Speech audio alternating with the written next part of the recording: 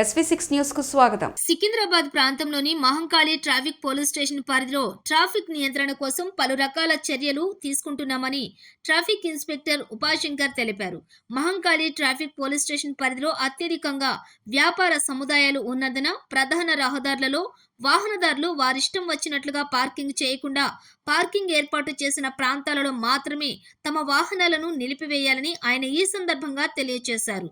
కాగా సికింద్రాబాద్ ప్రాంతంలో ప్రధాన కూడళ్ల యూటర్న్ వద్ద ట్రాఫిక్ నియంత్రణ చర్యలు తీసుకోవాలని ఉన్నతాధికారుల ఆదేశాల మేరకు జీబ్రా లైన్స్, నో పార్కింగ్ బోర్డులు, యూటర్న్ బోర్డులను ఏర్పాటు చేసినట్లు ఆయన వెల్లడించారు.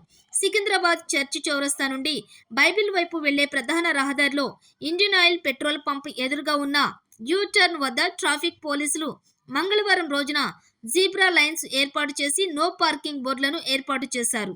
అదేవిధంగా వివిధ ప్రాంతాలలో ఉన్న యూటర్న్ ప్రాంతాలలో కూడా జీబ్రా లైన్స్ ఏర్పాటు చేస్తామని ఆయన వెల్లడించారు.